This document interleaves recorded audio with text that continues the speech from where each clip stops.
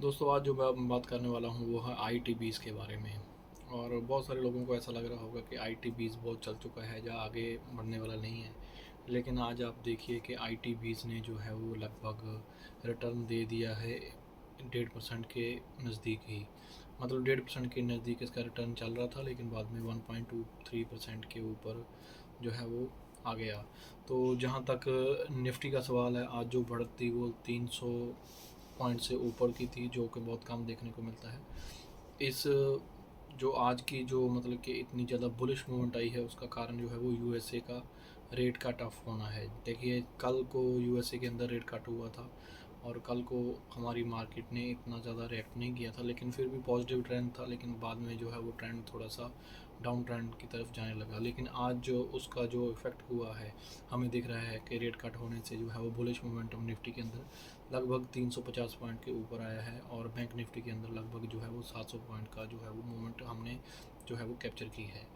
तो हम तो देखिए फ्यूचर एंड ऑप्शन में इतने ट्रेड नहीं करते, लेकिन जो भी करते हैं उनको पता ही होगा कि आज उनके लिए एक ख़ास दिन था। लगभग अगर किसी ने 600-700 पॉइंट कैप्चर किए हैं बैंक निफ्टी के अंदर, तो उसको जो है वो अच्छा खासा प्रॉफिट जो है वो हुआ है। वहाँ पे मैंने 2-3 स्टॉक के अंदर भी थोड़ी सी प्रॉफिट बुकिंग की है। एक तो जो है वो मैंने H D F C bank के अंदर थोड़ी सी प्रॉफिट बुकिंग की है आज। और उसके बाद जो है वो जी आर एस सी के अंदर थोड़ी सी अपनी पोजीशन और ऐड की है। तो मुझे लगता है कि आने वाले दिनों में ये मोमेंटम जो है वो दे सकता है, और जी आर एस सी जो स्टॉक है ये भी बहुत भाग रहा है। और जहाँ तक सवाल आर वी एन एल का है, रेलवे वाले स्टॉक, तो आज जो है लगभग 6% का रिटर्न जो है वो दिया है एक ही दिन में। तो मुझे नहीं लगता ये स्टॉक जो है वो 400 तक के लेवल पे आने वाला है। मतलब मुझे लगता है अगले 6 महीने में ये स्टॉक लगभग 1000 के ऊपर जो है वो ट्रेड करेगा। तो ज़्यादातर तो मैं ETF में ट्रेड करता हूँ, स्टॉक्स में बहुत कम करता हूँ। लेकिन जो जो स्टॉक मुझे अच्छे लगते हैं उनमें भी मैं जो है वो ट्रेड करने से मतलब पीछे नहीं हटता। तो मैं उनमें भी ट्रेड करता रहता हूँ, क्योंकि स्टॉक्स में देखिए जो मूवमेंट हमें मिलती है वो बहुत अच्छी मूवमेंट मिलती है। एक ही दिन में 5-5 6-6% की मूवमेंट मिलती है। हाँ, जब गिरता है तब गिरता भी उसी हिसाब से है कि एक दिन में जो है वो 5% गिर गया, 6% गिर गया। लेकिन स्मॉल कैप में जो है वो ज़्यादा रिस्क रहता है। हम जो है वो लार्ज कैप में ही ट्रेड करते हैं, और लार्ज कैप को ही मैं सेफ मानता हूँ, क्योंकि लार्ज कैप में जो आपका रिटर्न बन सकता है वो ठीक है, चाहे रिटर्न बहुत कम आ जाएगा, लेकिन लार्ज कैप स्टॉक में आदमी थोड़ा सा सेफ रहता है। वहीं पे जो है वो मिड कैप स्टॉक और स्मॉल कैप स्टॉक में हमें जो है वो कल ग्राफ देखने को मिली थी, लेकिन आज हम देखेंगे कि पूरा ही बुलिश मोमेंटम है। चाहे वो मिड कैप हो, चाहे स्मॉल कैप हो, चाहे लार्ज कैप हो, इन तीनों के अंदर जो है वो बुलिश मोमेंटम हमें देखने को मिला। तो एंजल वन में फिर से आज जो है वो 3-4% की बढ़त हमने देखने को मिली।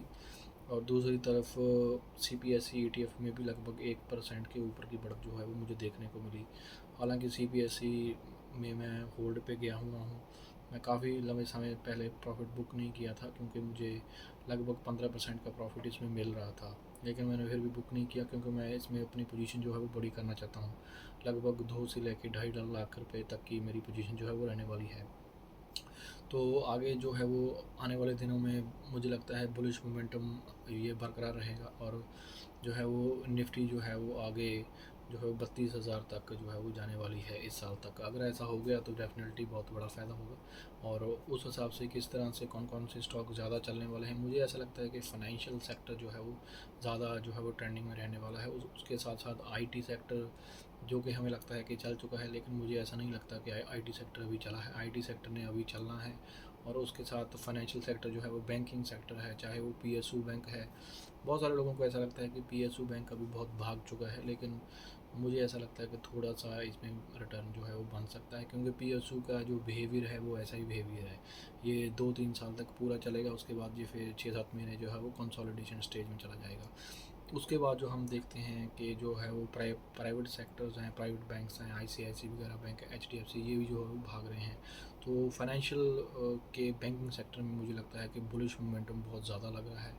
और बुलिश मोमेंटम के साथ आईटी सेक्टर में भी बुलिश मोमेंटम लग रहा है। और जिस और सेक्टर में मुझे आने वाले समय में थोड़ा सा मोमेंटम, जो मतलब कि सेक्टोरियल सेक्टर है, जो है वो गोल्ड एंड सिल्वर में, गोल्ड एंड सिल्वर में भी जो है वो बुलिश मोमेंटम आने वाला है। तो इन तीनों के अंदर मैं जो अपनी पोजीशन है वो बनाने वाला हूँ। तो आप किस हिसाब से देखते हैं, क्योंकि मैं कोई से भी रजिस्टर तो हूँ नहीं, क्योंकि मैं किसी को यहाँ पे एडवाइस तो नहीं कर रहा। मैं क्या कर रहा हूँ मैं वो बता सकता हूँ कि आने वाले वक्त में ऐसा ऐसा हो सकता है। अब ऐसा होगा नहीं होगा ये इसकी कोई गारंटी नहीं दे सकता, लेकिन फिर भी मैं मानता हूँ कि इन सेक्टरों में जो है वो आने वाले वक्त में तेज़ी बन सकती है और यहाँ पे पैसा लगाना अच्छा रहेगा, क्योंकि यहाँ पे ही जो है वो बड़े बड़े पैसे की मूवमेंट जो है वो हो रही है।